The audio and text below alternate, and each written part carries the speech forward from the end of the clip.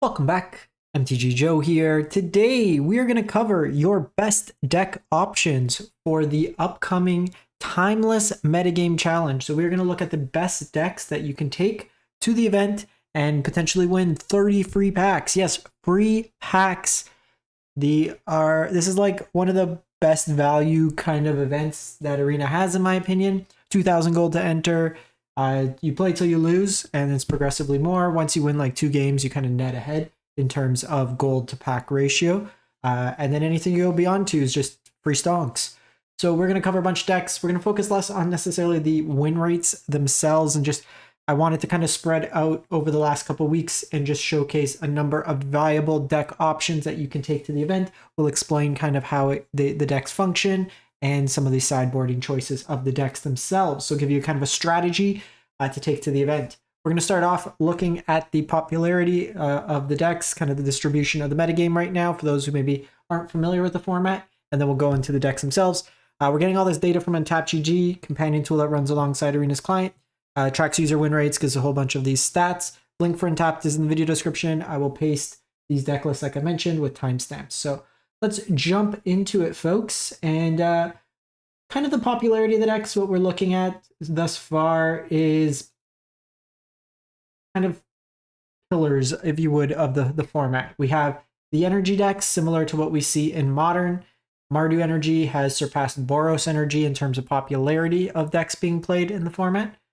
So they're at about 20% from Platinum to Mythic rank. The Boros Energy deck adds another 8%. So you're at nearly about a third of your games playing some sort of energy variant. Within energy, there's Luris and Jingantha companion variants, which we'll cover as well. In the deck lists themselves, I'll put a little J or an L depending on the connotation of which companion is there.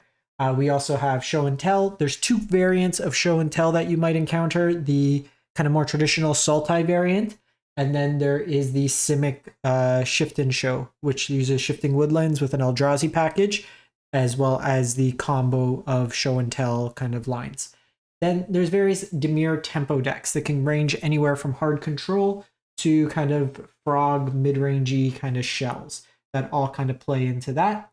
And then there's going to be your scam piles, grief piles, the beans piles, stuff like that, which we'll cover through the deck itself. But let's jump into it. So the first deck we're going to showcase is Show and Tell. So this deck here, this is going to start off with the more traditional Sultai variant of the deck.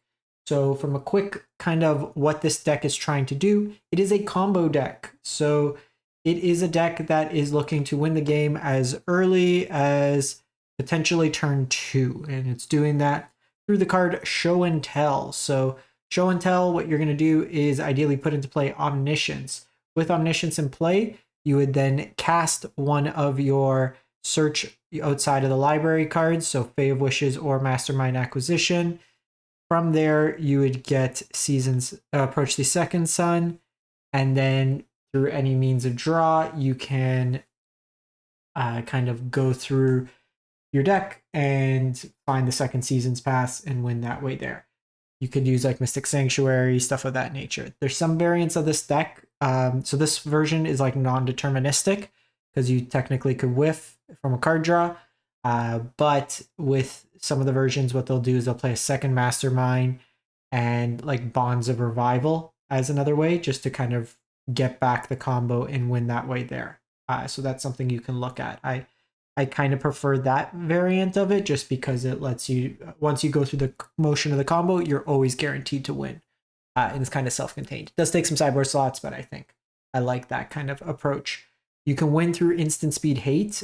So things like Bowmaster or Shieldred, things that would normally mean you can't gain life. But with Born Upon the Wind, you can also combo at instant speed. You can do it on turn 2 thanks to Dark Ritual if you have the pieces in hand. Your failsafe is sometimes just putting into play an Atraxa, which wins a lot of games on its own. The rest of the deck is basically looking for the combo and protecting your combo. Thoughtseize for Handhake, Veil of Summer for Disruption, Brainstorm, Assemble the Team, Demonic Tutor, all help you kind of dig towards your combo along with Dig Through Time. This version will play a single copy of Shifting Woodlands, but then we'll see the other version that is more built around this card as well. With this land, you can basically have it become a copy of Omniscience. and then combo without having to actually cast Show and Tell. You have Abrupt Decay to destroy various types of hate pieces, as well as early removal, Defense Grid for the heavy counterspell matchups, Corrosive Grip for the mirror. Through Split Second, you're able to destroy your opponent's Omniscience before they can combo off through something like Born Upon the Wind, Path to Peril for the aggressive Lurrus decks, Leyline Sanctity against heavy discard decks. Seasons Past is an interesting one. I wouldn't normally play this in the deck. Like I said, I would probably just play another Masterminds and Bonds of Revival, and I would probably just trim on like an Abrupt Decay and kind of go from that approach. Approach the Second Sun is your combo piece. So then we have Simic Show. So, Bonds of Insight, not Bonds of Revival is the card. So similar kind of concept here. So we can see what this combo is doing, where we still have the same combo, Show and Tell, Omniscience, Fae of Wishes. In this case, you could do Masterminds Acquisition, Fae for Masterminds, Masterminds for Masterminds, Bonds of Insight, gets it back, or get the Approach Second Sun combo win that way. This version, as well as using things like Ugin's Labyrinth as a way to ramp ahead. You have the card selection early of Devourer of Destiny mixed into here. So you could just ramp into like big Eldrazi's, cheat out big Eldrazi's. You have One Ring for card advantage, Ugin's Binding, and it's a disruptive element. You have the channel that you can just hard cast big stuff. Then you'll notice there's a lot of self-mill in the deck. Things like Founding of the Third Path, Malavant Rumble, and Cash Grab. This will allow you to mill over, find your Shifting Woodlands, and then copy the Omniscience and kind of win that way there. Defense Grid for the heavy counterspell matchups, test talents for like Show and Tell in your opponent's deck, or any sort of combo decks, things that care about instants or sorceries. Force of Vigor can be used as a way to blow up artifacts or enchantments. And then your combo pieces, one with the Multiverse can be brought in as an alternate Omniscience. So if they're playing something like Surgical Extraction, you're able to still have a pseudo Omniscience style, a card in the deck. Moving on, we go to Belcher combo. So this one here, another combo deck. This one is looking to leverage Goblin Charbelcher. And you'll notice that there's not really lands, but there's lands in the deck. You'll see a lot of these module DFC lands. So what you do is, by activating Belcher, you deal damage to your opponent equal to the number of cards in your library. You can set up like combos. So obviously Channel could generate enough mana for the Charbelcher. There's a lot of cheap artifacts that can be sacked to Beseech the Mirror and either find you the Belcher, or if you have a Belcher in hand, you could go Beseech into Ironcrag Feet, which generates enough mana to cast the Charbelcher, or Beseech into Channel and do it like that.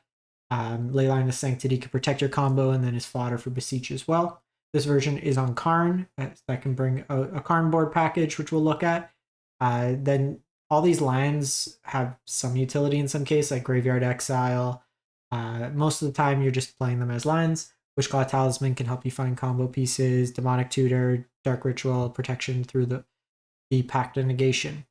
Hand Hate when needed against kind of control-y style decks. You have artifacts, so Haywire Might, Artifact Enchantment Hate, Vexing Bauble is good against Show and Tell, it's good against the Evoke Elementals, Liquid Metal Coating for activated abilities, you can blow up lines with Karn, Talisman is to find combo stuff. You have a Belcher in your sideboard, so you can tutor it with Karn, so you effectively have 7 copies of Belcher this way in the main board, as opposed to just 4. One Ring, and then Darksteel Citadel can be found. You can find a land if needed. The rest of the cards in the library, Pick Your Poison, Artifact Enchantment, and Flying attracts a hate, Assassin's Trophy, General Catch-All removal for hate pieces. Wear Down, similar idea, can be used to destroy up to 2 artifacts and enchantments. Calling Ritual is very good against any of the go-wide decks, the energy deck, the Solaris decks. Sweep their board, generate enough mana to potentially combo off the same turn. So that is the Belcher deck. We then go to our first Mardu deck. This is Mardu Energy. So this is the Lurrus Companion version. So within the Lurrus versions, you typically see a slightly lower curve. They usually will feature Chthonian Nightmare. This is a way to kind of recur your spells. If they die, you sack something, get it, and then get another creature back from the graveyard. Plays really nicely with the Johnny since it self-enables with the token. With the Johnny flipping, deals a whole bunch of damage. One of the strongest cards in the format, let alone the deck. Goblin Bombardment plays really nice because you can you sack the token that it generates, it flips, and then it's a red permanent for a Johnny. Amped Raptor in here, kind of cascades into any of this. The black cards you're getting with this is Juggernaut Peddler, kind of Thoughtseize style effect in a creature form, as well as Orcish Bowmaster, and then just a bunch of powerful 1-drops, removal, discharge, Guide of Souls, Oscillative Pride, very, very strong cards, 3 Ragavans, Static Discharge, Static Prison, and Swords to Plowshare as removal. Sideboard, you have a Lightning Bolt, just more flexible removal, Surgical for kind of graveyard combo hate, Swords is more removal, Thoughtseize for the control combo decks, Vexing Bauble against Show and Tell, Evoke Elementals, Beans, stuff like that. Disruptor Flute could be used to name combo pieces, activated abilities, stuff of that nature, and then License Hearse as graveyard hate. Then go to Mardu Energy number 2. This is the Gigantha version. So by going Gigantha, you shift up a bit. So you're playing Flage, very, very, very strong card, recursive, deals its removal, it's a quick clock, it's life gain all in one, as well as Obnixis the Adversary plays really nice into mana drain, counterspell decks. You know, they try to counter one side, they get hit by another. There's not a whole lot of Planeswalker dedicated removal going around, so this kind of oftentimes will stick. And then very similar concepts, some bombardments, Amptraptors, Nacatls kind of mixed into there. You'll see Aether Hubs in here to generate a 3rd energy, so on turn 2 you can Amptraptor into one of these permanents. Sideboard, Pithing Needle for activated abilities, Static Prison, Surgical Extractions, again, just various types of combo hate pieces with Vexing Bauble. Sun Cleanser for the energy mirrors is very strong. You can take out all the opponent's energy counters, and then License Hearse. I like Swords to Plowshare in some numbers in the deck as well, but that's something to consider. Then we go to Boros Energy. So this is Gigantha version. One thing I will preface, what they are starting to do in Modern is actually just play 4 1-rings in this Boros Energy deck. And Andrea Mangucci won a almost 80-person Modern tournament post-ban with 4 1-rings, or pre-ban in any case. So with the deck itself, you have Flages, Fable the Mirror Breakers, Unstable Amulets, the kind of card advantage engine, but this gets shut down post-board by the Sun Cleansers, so instead they're just playing 1 ring in place of the Unstable Amulets. But kind of the same concept. The big thing here, you have cleaner mana, so it does allow you to play a larger number of basics, as well as some utility lands, Rena Glory, Monumental Henge in here. For the notable thing, it lets you play 4 Blood Moon in the side. Against the greedier mana bases, you could shift into Blood Moon. And then we pretty much covered all these kind of cards. Deafening Silence, very good against Show and Tell, combo decks, stuff of that nature. Moving on, we go to Mono Black Storm. So this is a Jet Medallion Storm deck. So how it works, you have Jet Medallion reduces the cost of black cards. So with access to things like Marionette Master, and then with Shambling Ghast, it basically, you're sacking these things, they're generating mana, you're draining your opponent. Nightmare gets cost reduced, so you can kind of keep bringing things back, sack, get things back. And you kind of loop it in that regards there. You drain out your opponent. So this would cost 1 mana, this generates 2, so you kind of could go with those loops. The Shambling Ghast still costs 1 mana, but you're able to generate a mana off it, so it kind of loops in that case there. So it's just kind of like a drain and gain type deck, just to wear out your opponent. You have Necropotence in here that you could turn 1 and kind of get that value, some griefs in there kind of mixed in. So it's kind of a value engine deck, drain, gain, and then just kind of combo out that way there. Hand hate, artifact enchantment hate, anything like Stone of Erich if they bring in, things that cause you like graveyard hate, so you want to kind of get them that way there. Surgicals, Vexing Baubles, defense grid against heavy counterspell, Meat Hook Maskers, very good against like the energy deck to sweep, but then also drains your opponent. You have Griefs in here, Mindbreak Trap against say Show and Tell, anything like that. You could just counter everything. This is basically 0 mana. And then Beseiju in here for another way to blow up artifacts, enchantments. You have some Blooming Marshes in there. So it just gives you some flexibility in that respect. Then go to the Beans deck, 5-color elementals. This deck here has a bunch of the Evoke elementals, Fury, Solitude, stuff like that. This is sometimes referred to as Money Pile. There's an alchemy card here, Cabaretti Revels. Basically, when you cast creature, you can seek a card from your creature from your library. and with lesser mana, and you get to put into play. So kind of like a cascade in a way. So if you evoke an elemental, even though it gets sacrificed, you would still get like an Omnath, Anissa, Flage, Six, Felia, anything like that. Settle to the Wilds is ramp. That also gets, based on the number of lands you have in play, you get to seek a card with that CMC, so it's kind of a value engine. Hellish Norn doubles ETBs, Atraxas, One Rings, all just the powerful broken stuff all in one shell. Up the Beanstalk, draws cards with the Evoke Elementals, Swords, Lightning Bolt as removal. Yorian Companion, so a lot of cards in here. Veil of Summer, Disruption for counter spells, Veto for counters, Graveyard Hate, Divine Purge for the aggressive decks, 3 mana Sweeper, and the Dispute. So just against the bigger mana decks, the counterspell decks, you have some counterspells in there.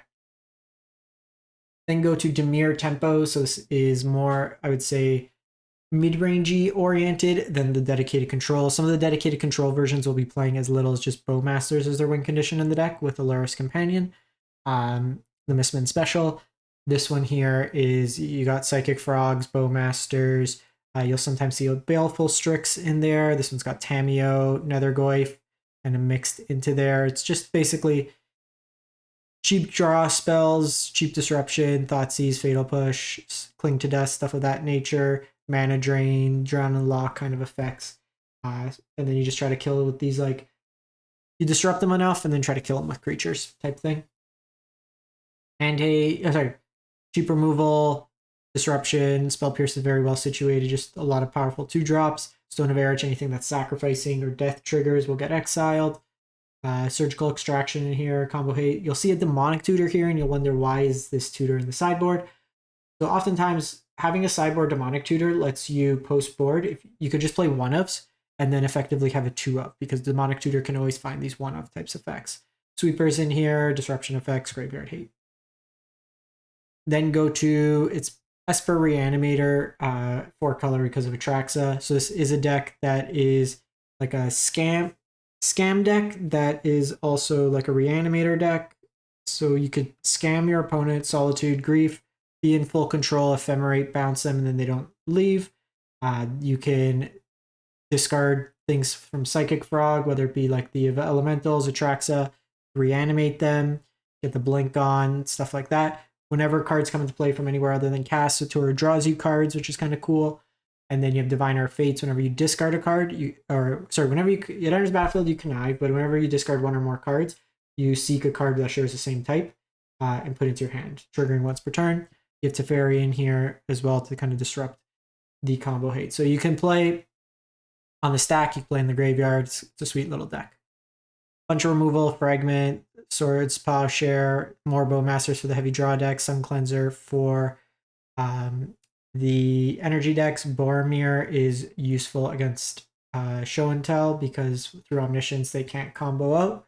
It counters everything, but notably they can Veil of Summer and get around it.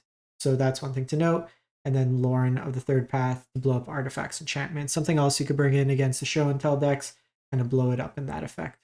I wouldn't mind seeing like potentially Thoughtseize in here, or just some of the previous mentioned hate pieces. You can't play, what's it called? You can't play Vexing Bauble because it counters your elementals, but you can play like Deafening Silence, stuff of that nature, kind of mixed into there. We then go to Rakdos Scam. This deck hasn't been doing as well. It kind of loses some of the card advantage, but it's something that people kind of hold a special place in their heart. There's a lot of 2-for-1 value that's coming from the energy decks that's hard to replicate in these decks, but similar idea with the scam cards, but using Not Dead After All instead of an Ephemerate. Fables in here, Blood Moons, just Rakdos mid-range stuff. Very similar concept to those decks, just you're playing Rakdos cards. You have Fatal Push's removal. Meltdown doesn't see too much need. There's not too many dedicated artifact decks. So you have Pithing Needles, Vexing Baubles. I would probably just, again, the Vexing Bauble kind of counters some of your stuff, but it's just removal, disruption, kind of stuff like that. This one, if you really want to, I wouldn't craft the stuff dedicated solely for this. The Rakdos Scam decks have fallen off quite a bit. You're better off playing another variant of Scam. And then lastly, so Mistman, content creator, I've been watching him play this Tainted Pact deck for the last few days. Been getting pretty high mythic with it. So there's 1-ofs of every card in the deck except Thassa's Oracle and Tainted Pact. Somewhere Dimir Tainted pact. So basically what you do, you Thassa's Oracle on the stack, Tainted pack away your entire library, win that way there. Combinations of the sequencing of those cards, but that's the core of what you're doing. Tainted pack will get rid of every card in your library, and the trigger of Thassa's Oracle wins you the game. Otherwise, it's just a Dimir Tempo control deck. A lot of control elements, card draws, finding your combo pieces, staying alive, and then you're using stuff like Baleful Strix, Tameo, Snapcaster in there just to kind of have creatures kind of keep you alive in that respect. And then you could kind of shift post board a little bit more creatures, a little bit more disruption, kind of just change whatever you're doing to adapt to those matchups. So I'll link this one as well. That is your primer for the metagame challenge. Hopefully you do well. If you do get to your requisite wins, let me know.